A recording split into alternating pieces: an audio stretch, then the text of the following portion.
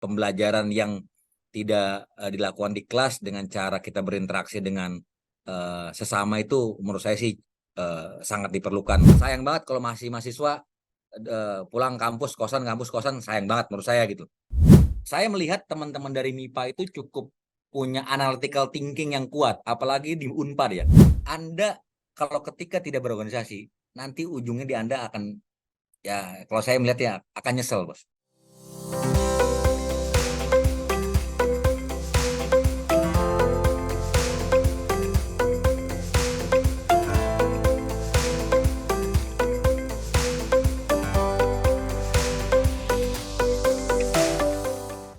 Kembali lagi dalam podcast Cinta MIPA pada episode ke-22. Kita akan menyelami cerita inspiratif Kang Ferdian Agustiana, seorang lulusan statistika yang berperan penting di era digital. Beliau adalah Kang Ferdian Agustiana, lahir di Tasikmalaya pada tanggal 14 Agustus 1983. Setelah menyelesaikan pendidikan formalnya di Universitas Padjadjaran, perjalanan pendidikannya berlanjut ke tingkat doktor di Bina Nusantara University dengan fokus pada research management. Kang Ferdian bukan hanya sarjana statistik.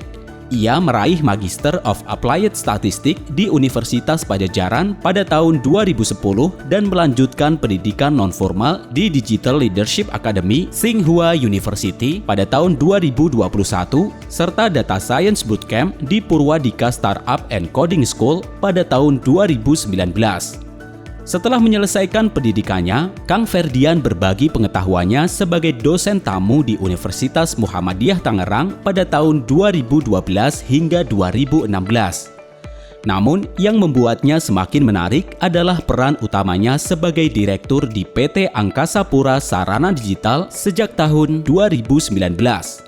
Sebelumnya, ia menduduki posisi strategis di PT Angkasa Pura II, termasuk sebagai Chief of Project Airport Digital Business.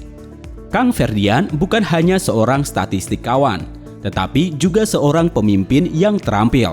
Posisinya di berbagai level manajemen di Angkasa Pura II membuktikan komitmennya terhadap inovasi dan pengembangan.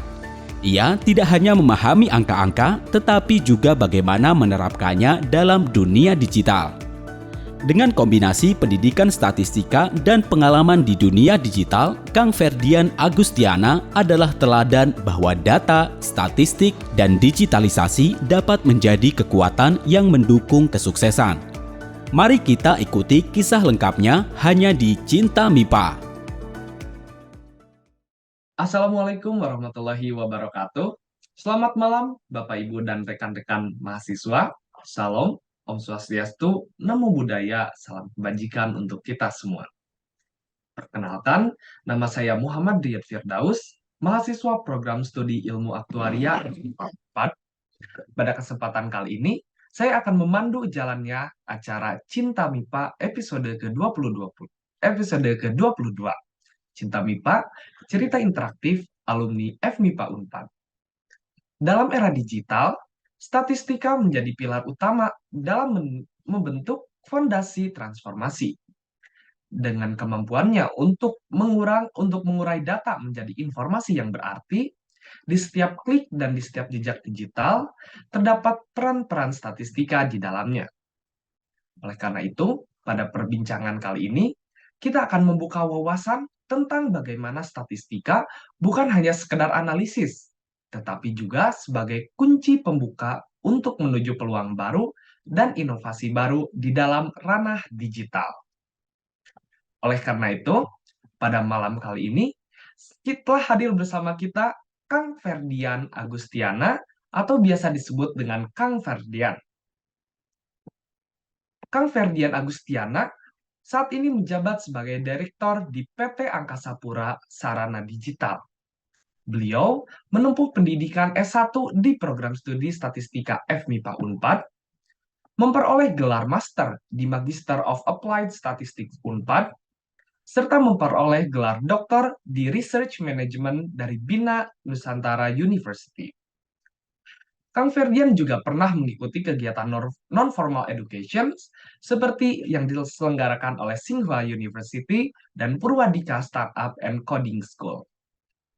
Nah, tanpa berlama-lama lagi, mari kita sambut Kang Ferdian sebagai pembicara pada malam kali ini. Selamat malam, Kang Ferdian.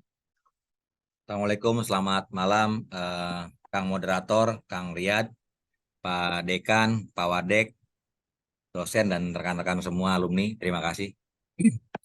Oke, waalaikumsalam, Kang. Nah, bagaimana kabarnya, Kang, hari ini? Apakah Alhamdulillah, capek? semangat. Saya ada podcast dari IKA MIPA Unpad ini, Cinta MIPA. Oke, Betul-betul cinta saya sama MIPA. oke. Oke, siap, Kang. Wah, keren banget nih. Rasa cintanya tetap terbangun ya, walaupun udah jadi alumni berbelas-belas tahun atau berpuluh-puluh tahun. Ya, saya lulus di 2005. Berarti sudah berapa puluh tahun? 2005. Oke, wah, keren banget ya teman-teman mahasiswa. 2005. 2005 dan rasa cintanya tetap terbangun ya sampai hari ini ya, Kang. Ya.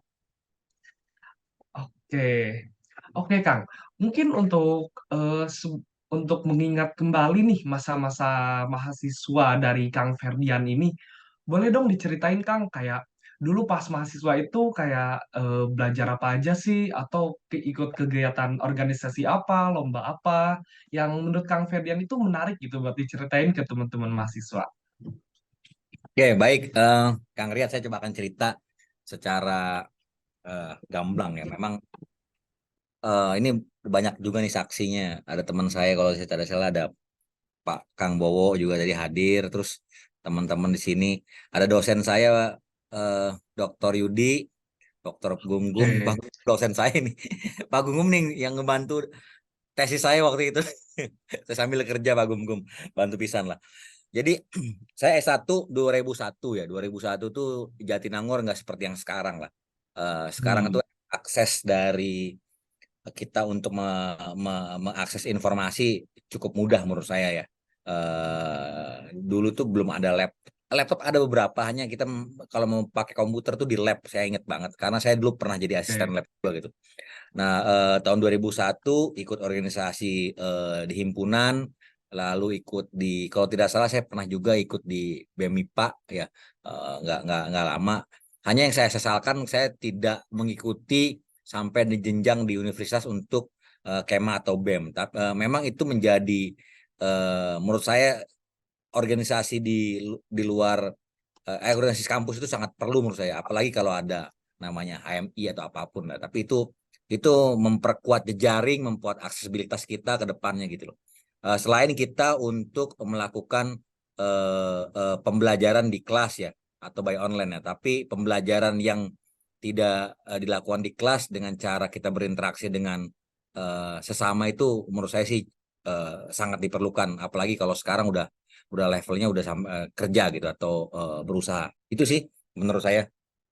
Dan saya juga akademik nggak bagus-bagus amat, cukup lulus, yang penting lulus gitu kan. Karena dulu saya nggak tahu nih, dulu kayaknya saya susah banget itu S1 itu. Lulus dengan 3,0 aja susah banget ya. Alhamdulillah nyembus juga sih 3,06. Tapi at least oke, alhamdulillah lulus lah, dengan ada oke. beberapa 4 tahun setengah saya lulus. Oke, jadi dulu Kang Ferdian selain kuliah biasa juga ikut beberapa organisasi ya. Tadi udah disebutin ada Iya, Hima, BEMIPA juga pernah ikut juga ya, Kang. iya, iya. Oke, nah eh, gini Kang Ferdian, akhir-akhir ini tuh mahasiswa sedang galau nih antara magang lebih dini atau ngasah skill dulu di organisasi. Nah, menurut Kang Ferdian sendiri, mending yang mana dulu nih yang harus diprioritasin buat mahasiswa? Oke, ini menarik nih. Mahasiswa itu, kalau menurut saya pribadi ya, itu dwelling time-nya itu cukup banyak loh. Nah, artinya dari pagi sampai dengan sore itu sibukin aja dengan kesibukan yang ada.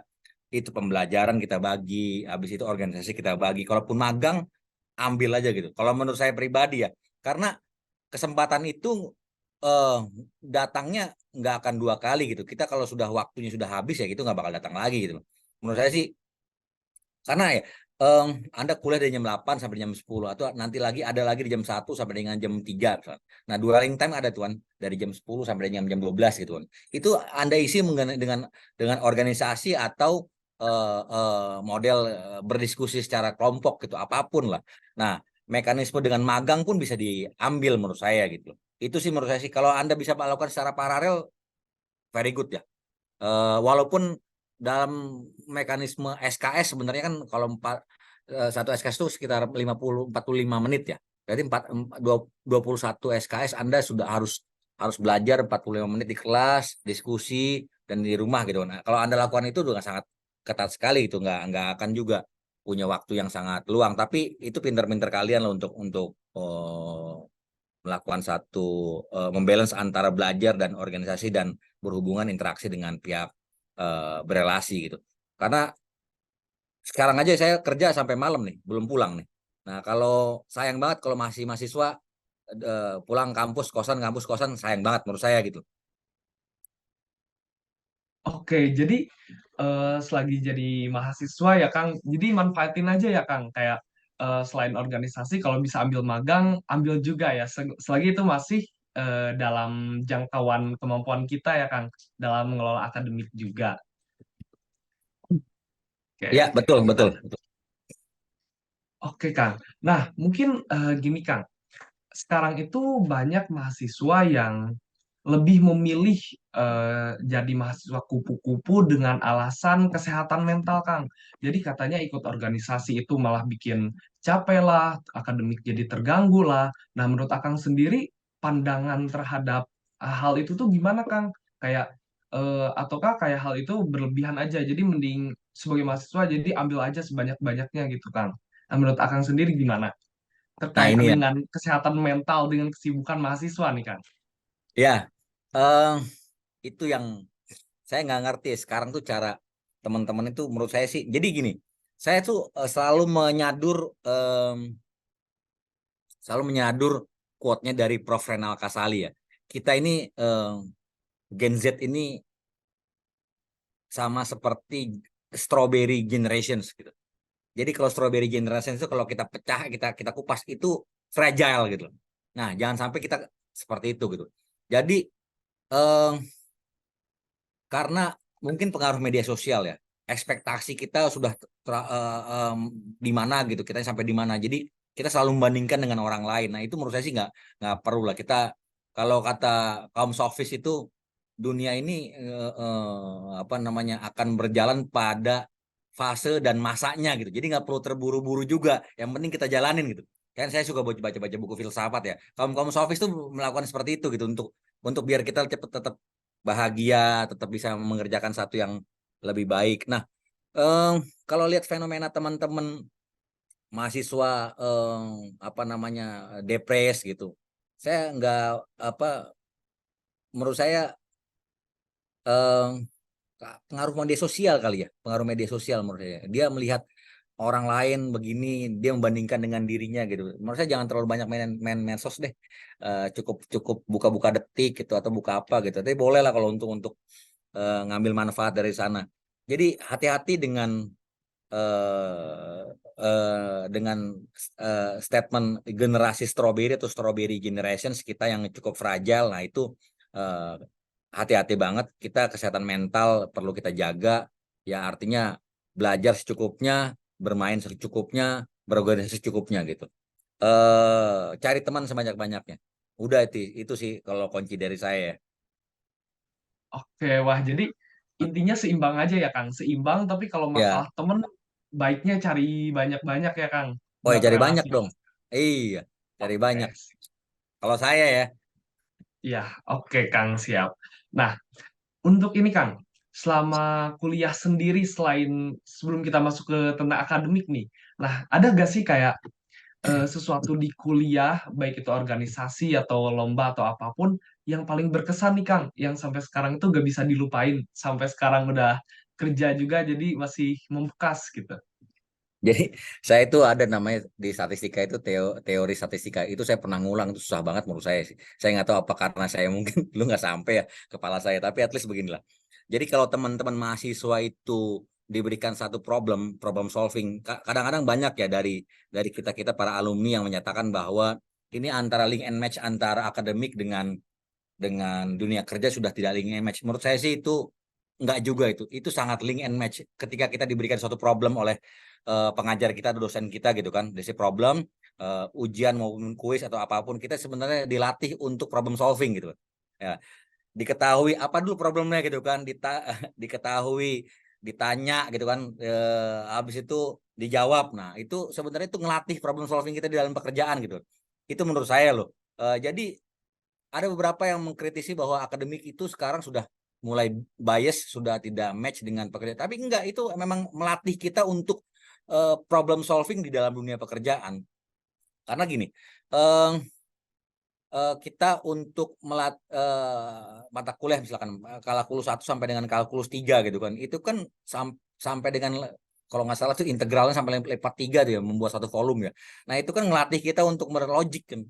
Nanti Anda akan merasakan lah ketika Anda berdiskusi, saya bukan mendiskusikan satu satu satu major ya. Anda akan berdiskusi dengan teman-teman Anda dari manajemen, Anda dari MIPA, yang ini dari yang lain gitu kan. Itu akan sangat berbeda cara berpikirnya. Saya melihat teman-teman dari MIPA itu cukup punya analytical thinking yang kuat, apalagi di Unpad ya. Kalau kita bandingkan dengan kampus lain yang sektornya masih, sorry ya, private atau swasta, Unpad itu punya keunggulan. Karena saya sudah merasakan merekrut orang, eh, menginterview dan mempekerjakan teman-teman, saya sudah sangat merasakan sekali gitu. Logiknya itu sangat jalan sekali kalau teman-teman dari saintis ya. Itu karena mereka tuh terbiasa dengan problem ya. Dikasih soal. Emang nggak nyambung banget di kerjaan, tapi itu adalah ngelatih logical kita gitu. Mungkin itu ya, Kang. Oke, jadi logical dari kesusahan selama kuliah itu berguna banget ya Kang. Jadi keasah banget buat nanti setelah kerja ya, seperti yang Akang bilang tadi. Betul, betul. Oke, nah mungkin Kang kita coba mulai masuk nih ke ranah mungkin tentang hubungan, sempat disinggung juga sama Akang, hubungan antara materi perkuliahan dengan aplikasinya nih di pekerjaan Akang, terutama di pekerjaan sekarang. Nah kalau boleh tahu nih Kang, kayak Akang kan backgroundnya itu dari statistika nih. Nah, kayak konsep statistika apa nih yang paling terpakai di pekerjaan Akang sekarang? Kayak misalkan mungkin dari apanya, segi apanya gitu. Mungkin boleh dijelaskan oleh Kang Ferdian. Oke. eh, Sekarang itu lagi dunianya artificial intelligence ya. Lalu data analitik, lalu atau data science ya. Nah, itu sangat dipakai sekarang. Nah, kan kita sudah punya tuh, kalau aplikasi yang umum tuh Chat GPT ya. Kita buat juga. Kita buat, namanya di sini Airbuddy. Itu kan backgroundnya harus tahu dulu tuh, eh, model analytical. Jadi kemarin saya ada yang magang juga di saya, teman-teman dari statistika itu, data unstructured dari gambar, dijadikan data structure gitu kan, itu menarik. Nah, ini akan coba kita implementasikan data dari CCTV untuk menjadi data structure gitu. Nah, itu dipakai banget. Itu memang backgroundnya adalah selain, jadi sinkronisasi antara eh, apa namanya, fungsi-fungsi informasi teknologi dari teman-teman IT, fungsi-fungsi dari teman-teman statistika dan matematika, itu sangat related ya di situ ya. Demikian sih. Kalau di industri saya, di industri penerbangan ya, apalagi kalau ya, kalau traffic biasa lah, traffic memforecast ke depan dengan data, dengan AI. Besok itu akan terjadi traffic di mana sih? Penumpukan di island mana? Itu sudah kita mulai prediksi sekarang. Itu menarik menurut saya sih, teman-teman ini udah sangat, dia buat buat mesin ML-nya, namanya ML, machine learning-nya udah canggih-canggih, walaupun kita ngambil apa namanya, adding dari mana gitu. Itu sih udah kepakainya itu. Kalau untuk technical ya, karena Anda pada saat level tertentu, technical itu Anda hanya akan pegang sekitar 20 sampai dengan 20% lah. Teman-teman di bawah Anda yang akan mengerjakan itu gitu.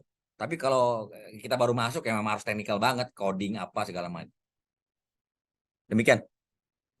Oke, jadi materi di perkuliahan terus ditambah dengan perkembangan zaman kayak AI, machine learning itu jadi berguna Nah, banget ya Kang buat pekerjaan Kang saat ini. Oke, paling ini Kang. Sekarang kan lagi booming ya tentang AI. Terus mahasiswa juga kebetulan sekarang lagi tertarik banget nih buat mempelajari AI lebih lanjut. Nah, tapi di satu sisi juga kan ada pernah yang memberitakan kalau AI itu malah bikin jumlah pekerjaan di Indonesia itu jadi berkurang gara-gara kegantiin oleh AI ini. Nah, menurut Akang yang udah terjun nih di bidang pekerjaan, Akang sendiri gimana nih pandangan tentang AI yang mempengaruhi jumlah pekerjaan ini, Kang? Jadi gini, ini adalah bukan, ini masalah shifting aja sebenarnya sih. Shifting, mereka khawatir ya bahwa kehilangan pekerjaan ya. Ya mereka harus berlomba-lomba untuk meningkatin kapabilitas lah menurut saya. Kuncinya itu aja gitu. Terus shifting dari sini ke sini gitu aja kan gitu. Jadi eh, menurut saya ada beberapa ya hal yang perlu kita perbaiki dalam diksi gitu. Jadi jangan itu yang kita kedepankan. Tapi yang dikedepankan adalah kita harus mengikuti perkembangan zaman ini gitu. Kan kalau yang akan survive itu bukan yang kuat tapi yang agile, yang cepat gitu kan. Nah itu. Kalau kita melihat bahwa wah perkembangan zaman AI begini segala macam, kita nanti akan akan terdilusi orang-orang yang mengerjakan ini ya. Kita coba akan shifting lah di situ. Lalu yang kedua, sebenarnya ada satu yang belum dimiliki oleh robotik itu atau AI itu adalah terkait dengan hospitality sebenarnya, engagement atau lebih kepada human touch-nya itu belum sih. Nah itu yang masih bisa teman-teman atau manusia lakukan gitu. Tapi at least kalau memang kan kayak akunting nanti ke depan mungkin bisa hilang ya akunting atau sekarang kita mau bikin pidato aja, tolong buatin pidato mengenai 17 Agustus. Itu ChatGPT langsung bikin itu. Kalau yang berbayar ya. Tak tak tak tak tak tak tinggal baca kita. Berarti kan Beberapa detik aja ya, Kang. staff kita yang bikinin ChatGPT udah nggak bisa ada kerjaan lagi kan gitu kan. Nah, dia Oh harus iya, shifting gitu loh. betul. Ya, ya. Dia harus shifting nanti, makanya itu yang perlu kita shiftingnya apa? Sekarang tuh ada namanya kalau tidak salah dia bagian apa ya? Dia tuh justru adalah mengkode. Kan kalau anda buat anda kasih contoh, kalau kita namanya Airbody ya di ChatGPT itu, kalau anda sebagai CEO anda menanyakan si A gitu kan, dia akan jawabannya berbeda tuh. Tapi kalau kita sebagai saya sebagai misalkan saya sebagai tenaga pengajar, ini tolong buatkan saya resume dengan ini, itu dia akan secara detail tuh. Jadi tergantung dia dia sudah bisa bisa bisa bisa membedakan itu. Yang penting kita pada saat kita encryptnya, bukan encrypt apa, mengkodenya itu betul gitu. Nah, itu ada tenaga sekarang yang yang karirnya khusus begitu-gituan gitu. Saya lupa apa namanya itu. Demikian, sih Kang. Ya, wah, menarik banget ya, Kang. Jadi, ternyata perkembangan teknologi itu di dunia kerja juga sangat cepat gitu ya, Kang. Jadi, daripada pikirnya teknologi itu akan menggantikan, lebih baik mikir gimana cara kita buat shifting ya, Kang. Ngikutin perkembangan teknologi itu. Ya, betul betul. Oke, Kang. Oke, nah mungkin, Kang, dari mahasiswa sendiri nih, kebetulan sekarang itu banyak mahasiswa yang udah nyiapin karirnya sejak dini, bahkan nih Kang dari semenjak maba juga udah nanyanya itu bukan bukan lagi mata kuliah sekarang, tapi lebih ke kayak magang gimana, gimana cara dapat magang, terus soft skill buat magang itu kayak gimana. Jadi sekarang itu kalau pikirnya walaupun masih maba nih kayak ini ya Kang, yang aku teliti mahasiswa itu lebih ke persiapan karirnya udah lebih dini gitu. Nah, mungkin dari Akang sendiri ada gak sih kayak saran, masukan buat mahasiswa-mahasiswa ini buat persiapan karirnya nih ke depannya gitu. Karena bener-bener dari maba juga udah antusias magangnya itu lebih besar daripada antusias masuk organisasi nih, Kang. Oke, menarik. Memang eh, kita kalau mendefinisikan kita kuliah mau apa sih sebenarnya? Mau kerja kan? Padahal memang ada yang namanya soft kompetensi ya. Soft kompetensi itu kita dapat dengan cara berorganisasi kan gitu. Itu kan. Tidak juga hanya melulu di dalam kelas, tapi atas beginilah.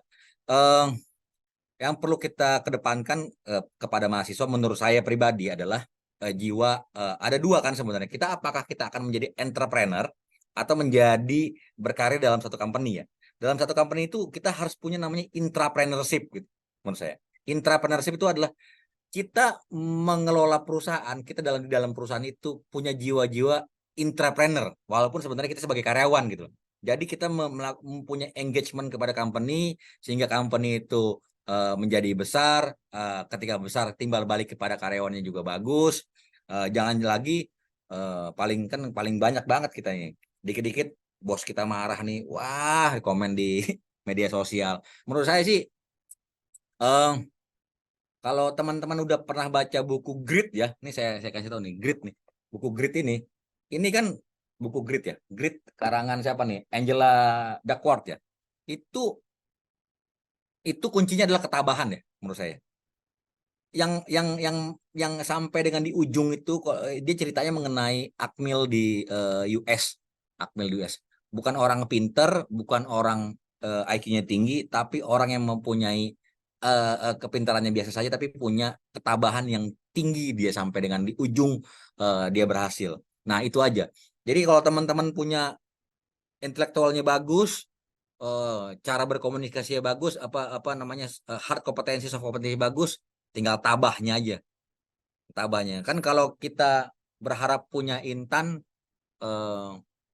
tapi intan tuh dapatnya di apa sih? Ditempa, ditekan, dipanasin kan gitu kan. Jadi intan kan. Kalau kurang tekanan, kurang waktunya, jadinya batu bara kan gitu. Nah, saya teoretikal yang saya ingat tuh pelajaran biologi di SMA begitu sih. Mungkin itu ya. Oke, jadi selain skill-skill yang tadi udah disebutin Akang, tabah juga gak kalah penting ya Kang Oh iya. buat persiapan karir ke depannya gitu. Soalnya gini Kang, jadi sekarang itu mahasiswa itu malah lebih tertarik buat magang sejak dini daripada ikut organisasi dulu. Jadi mereka itu kayak eh, mungkin karena perkembangan sosial media juga kali ya yang udah disebutin Akang. Jadi kayak lihat magang itu kayak seru, bisa ke kantor ataupun kayak terlihat keren mungkin ya daripada ikut organisasi. Terus Gak apa-apa. sekarang juga ya, bagaimana Kang? Dia magang juga kan, toh berinteraksi juga dengan teman-teman di kantor kan gitu kan. Dia akan Ya, tahu caranya bersosialisasi, pola kerjanya itu seperti apa. Kan menurut saya sih nggak juga salah gitu. Yang terpenting iya. yang penting terpenting adalah soft kompetensi dia terasah juga. Karena Hmm, Anda di kuliahan kan, di kelas itu hard kompetensi yang didorong kan. Bikin ini, bikin itu hard kompetensi, tapi soft kompetensinya Anda cari sendiri. ya, Bener nggak sih? betul Kang. Iya, betul Kang. Oke, oke nih Kang. Untuk selanjutnya aku mau tanya nih Kang, kalau misalkan dari Akang sendiri, dulu start karir hingga Akang bisa jadi kayak gini itu gimana Kang? Kayak awalnya apakah Akang itu awalnya mau di industri apa dulu, tapi malah ujung-ujungnya di industri ini gitu. Jadi ada drama gak nih Kang buat penentuan jalan karir Akang sendiri? Oke, baik, makasih. Ini ada Kang Dudi juga nih. Kang Dudi senior saya pisan. Eh, baik, saya pernah satu, dua, tiga, empat kalau tidak salah, empat. Yang pertama adalah di perusahaan advertising sebagai R&D.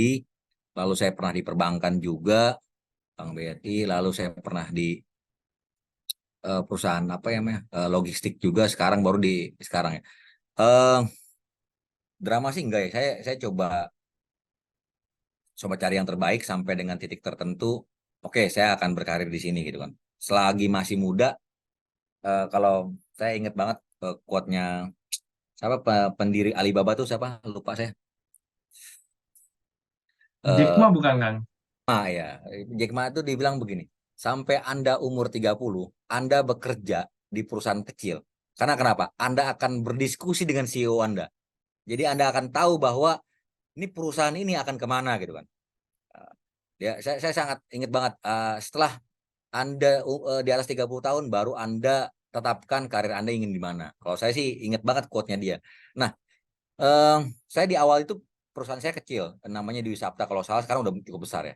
Jadi saya berdiskusi dengan CEO-nya tuh. Jadi saya tahu cara pandang CEO-nya itu ke depan mau gimana.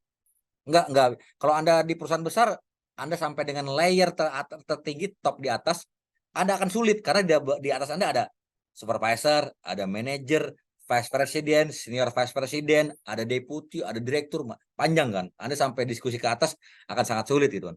Tapi kalau Anda punya sampai dengan di awal-awal Anda perusahaan-perusahaan yang tidak cukup besar, setiap hari Anda akan berdiskusi dengan CEO Anda gitu. Ketemu, sehe segala macam. Kita tahu, oh dia bisa seperti ini, gimana caranya? Oh begini, begini. Nah, drama sih nggak ada ya. Jalanin aja, terus kasih yang terbaik sih menurut saya. Karena semuanya bisa diukur dengan performan sama waktu ya. Terus sabar intinya. Ya, saya bilang juga, saya baca buku Grit tabah. Karena anak begini ya, saya merasa bahwa saya ini lebih baik dibandingkan dia. Kenapa dianya yang naik duluan gitu? Nah, itu jauh-jauh deh, buang-buang deh kayak gitu deh. Karena yang nilai kita itu kan orang lain, bukan diri kita sendiri. Nah, kasih yang terbaik buat company-nya. Kalau di dunia kampus adalah kasih yang terbaik dalam hal mekanisme penilaian kan, berarti IPK atau apa, karena kasih terbaik buat orang tua nih, IP saya bagus nih mah, kan gitu kan. Kasih terbaik buat company Anda nanti pada saat bekerja. Uh, jadi hukum apa Newton 3 apa 4 saya lupa, yang lempar akan balik lagi. Berapa, saya bukan orang fisika ya. Jadi hukum kekekalan energi nggak akan apa mengkhianati kita lah. Oke, Kang. Wah, menarik. Menarik banget nih tadi eh ujangannya dari Kang Ferdian sendiri. Nah, selanjutnya nih, Kang. Kalau misalkan dari kacamata Kang sendiri, kira-kira soft skill yang paling dibutuhin selain adaptasi yang udah tadi disebutin itu apa lagi ya, Kang? Kira-kira yang lagi tren nih di dunia nyata, pekerjaan nyata saat ini yang kira-kira harus dipersiapin mahasiswa dari sekarang gitu, Kang. Oke, skill komunikasi itu itu paling penting menurut saya. Communication skill. Saya aja sampai kursus loh. Saya sampai course cara biar saya tuh nggak berani ngomong di depan orang-orang banyak sebenarnya. Saya sampai course, oh begini begitu kan. Terus eh ya communication skill lah, itu paling penting. Terus juga negotiation skill. Nah, hal-hal itu yang perlu teman-teman eh, kedepankan ya. Sebenarnya kalau in theoretical management kita nih eh, dalam dalam kalau teman-teman punya ini mazhabnya agak berbeda ya. Kalau saya punya namanya theoretical ambidexterity gitu. Jadi antara tangan kanan dan tangan kiri itu seimbang gitu.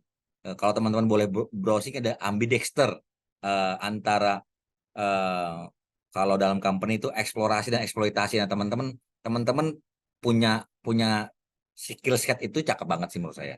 Jadi eh, menurut saya sih akan ke depan akan lebih baik ya di dalam organisasi ya. Jadi kalau dalam organisasi itu kan adanya namanya dia punya backbone dalam hal sales revenue. Nah, kalau dalam ambidex itu dia bisa juggling dengan melakukan eksplorasi bisnis. Nah, itu skill set itu yang biasanya anak-anak muda yang punya gitu. Terus kita punya yang kapabilitas yang dinamis mengikuti perkembangan zaman. Sekarang semuanya WFA by laptop, by Zoom, nggak hard copy ya, kita ikutin lah gitu. Hal kayak gitu gitulah, pokoknya digital mindsetnya perlu dikedepankan. Jadi kalau untuk soft kompetensi, saya pikir komunikasi dan negotiation skill itu cukup penting menurut saya. Lalu sisanya teman-teman memperbanyak jejaring menurut saya sambil mengasah kompetensi dari hard kompetensi teman-teman sendiri. Karena di leveling tataran bawah itu hard kompetensi yang perlu memang. Kalau ketika Anda apply itu yang akan diuji adalah hard kompetensi Anda gitu. Belum soft kompetensi baru baru 10 sampai dengan 20% akan diuji. Tapi hard kompetensi Anda. Nah, Anda naik jadi first supervisor, soft kompetensi Anda harus 30%. Leadership Anda 30%. Anda naik lagi jadi manajer, kadang-kadang 50-50 itu. 60-40, 60-nya manajerial, 40-nya adalah technical. Anda naik lagi jadi vice president, hard apa kok hard skill-nya Anda cukup 10 sampai dengan 20%, sisanya ada manajerial, soft kompetensi. Jadi manajer itu adalah soft kompetensi, bukan hard kompetensi itu. Karena Anda harus leadership. Gimana cara Anda melid orang, Anda harus juga merasakan menjadi followership dong. Ya kan? Followership, leadership. Nah, sampai dengan level direction mesin udah nggak sama sekali pegang apa namanya? sama sekali nggak pegang technical gitu. Itu sih menurut saya. Wah, aku juga baru tahu Kang, ternyata dalam setiap tingkatan jenjang karir yang tadi Akang sebutin juga, Hmm. porsi-porsinya itu ternyata beda-beda ya Kang. Ada yang 60-40, terus ada yang pas awal itu bahkan hard kompetensinya lebih dilihat daripada soft kompetensi ya Kang. Iya dong, karena nggak mungkin kan level vice president mengcoding lagi gitu loh. Menurut saya. Ya, betul, betul. Ya kan? Dia tinggal Iya, melakukan orkestrator aja, memanage, melead kan gitu kan. hmm, Gitu. iya, Jadi, betul nah, Kang. nah, kenapa saya anggap penting bahwa berorganisasi itu penting? Karena Anda sudah dilatih soal kompetensinya. Kalau Anda punya kepala bidang apa atau ketua BEM apa, Anda kan udah punya masa tuh. Anda udah dilatih menjadi manajerial kan sebenarnya. Betul nggak sih? Nah, itu Iya, menurut betul saya Kang. gitu. Oke, wah, insight baru nih buat aku sendiri terutama.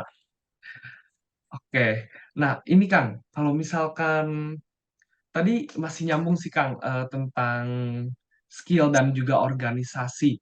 Nah, menurut Akang nih, organisasi yang kira-kira cocok itu buat mahasiswa itu yang kayak gimana Kang? Apakah misalkan project based organization lah, atau misalkan yang profit organization, atau yang gimana Kang? Yang menurut Akang itu bakal berguna gitu buat mengasah mahasiswa, terutama skill yang tadi udah Akang sebutin. Oke. Eh, project based organization bagus, profit organization juga bagus, non profit organization atau NGO juga bagus. Ambil yang mana aja yang bisa berpeluang meningkatkan kapabilitas Anda. Tapi begini, kalau Anda masih mahasiswa, saran saya kalau memang nggak butuh-butuh amat, nggak perlu juga Anda mencari profit organization menurut saya gitu. Karena kan Anda dilatih di sana hanya untuk belajar kan sebenarnya. NGO Anda masuk. Habis itu, kalau saya terus terang dulu saya juga bertanya-tanya kenapa sih saya harus ikut himpunan BEM segala macam, nanti Anda nyesel segala. Ternyata betul banget. Kalau kita nggak ikut itu, sekarang itu leveling sekarang tuh kerasa. Apalagi namanya kalau di kampus tuh apa ada namanya HMI ya, Himpunan Mahasiswa Islam Indonesia gitu. Wah, itu kalau saya bukan promo ya, saya bukan orang HMI juga. Tapi itu punya jejaring yang cukup bagus gitu. Nah, Anda mumpung Mas Riyad ya, masih mahasiswa, silakan Anda cari Iya. organisasi yang positif ya. Ya, jadi bukan organisasi yang kekirian tapi yang positif. Hmm, Apapun Anda oke. ambil. Dulu juga kita ambil jadi konsultan teman-teman yang mahasiswa-mahasiswa bikin korelasi, bikin regresi kan mereka nggak ngerti ya kita kita padahal sama kita cuma 10 menit keluar dapat uang gitu. Tapi bukan itu tujuan saya sebenarnya. Itu mungkin ya. Oke, jadi organisasi apapun yang penting bisa ngelatih ya Kang, yang tadi Akang sebutin, mau itu project base, profit base, apapun itu yang penting berguna berguna buat ngelatih kemampuan aja ya Kang. Iya, iya dong. Kuncinya nggak usah Oke, nyari nggak usah ngedepanin nyari uang itu aja sih menurut saya sih. ya oke Karena masih siap belajar Kang. teman-teman. Ya betul betul. Kebetulan aku sendiri join itu Kang, join organisasi eh, consulting, jadi berbasis Hmm. consulting gitu. Jadi kita punya klien startup, terus juga ada project bareng startup. Dan menurut aku itu benar sih menurut Akang tadi kayak berguna buat melatih skill, terutama analisis sih Kang. Hmm. Kayak consulting itu kan sangat itu ya Kang, sangat apa namanya? Ngelatih analisis terutama kuantitatif maupun kualitatif. Jadi kayak combine kualitatif sama kuantitatif. Jadi itu ngelatih banget sih. Walaupun itu susah, tapi jujur itu berguna menurut aku, Kang. Ya, ya. Oke. Nah, oke Kang. Kalau misalkan menurut Akang sendiri, sejauh perjalanan karir Akang mulai dari fresh entry, fresh graduate sampai dengan di level director sekarang, ada gak sih yang pengen Akang sampaikan gitu ke teman-teman mahasiswa? Kalau misalkan apa yang Akang dulu gak lakuin tapi pengen Akang lakuin gitu selama perjalanan karir Akang itu. Barangkali buat masukan nih buat mahasiswa-mahasiswa.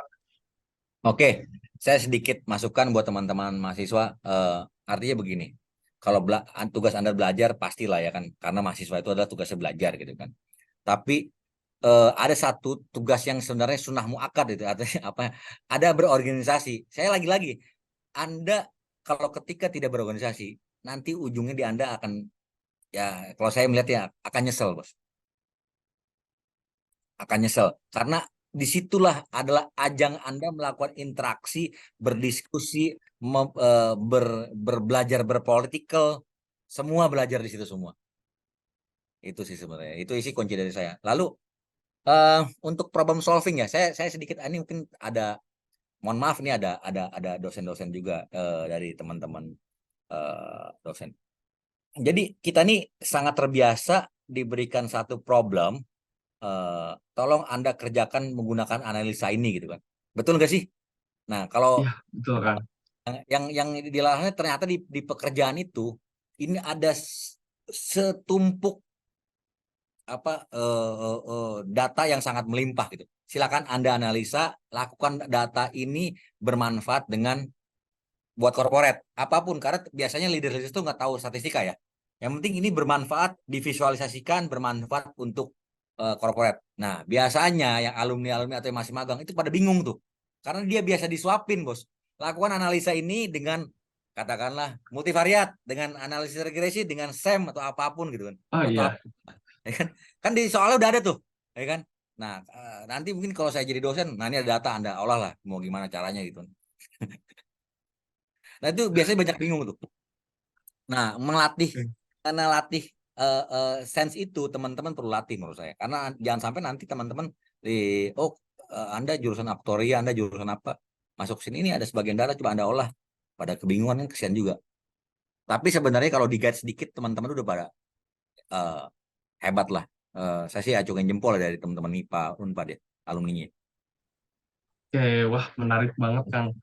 Oke Kang, mungkin selanjutnya kita mau coba baca ini Kang. Ada beberapa pertanyaan menarik yang udah masuk di kolom komentar. Mungkin yang pertama dari Bapak Sandri terlebih dahulu. Pertanyaannya gini Kang, jadi semua materi kuliah itu sebenarnya nyambung atau bermanfaat untuk dunia kerja. Ada yang eksplisit dan ada yang implisit ya. Dan itu dia sudah menjadi hub di wilayah Asia Pasifik ya. Itu canggih gitu. Itu bandara terbaik di dunia. Yang pusat mau ngatur bahwa Anda jangan internasional, tapi si gubernur atau si wali kota pengen bandaranya internasional gitu. Bayangkan di organisasi itu, dia itu nggak kita gaji, tapi dia bisa mengikuti kata-kata kita gitu. Tidak usah khawatirkan masa depan, tidak juga memikirkan masa lalu, lakukan yang terbaik saat ini.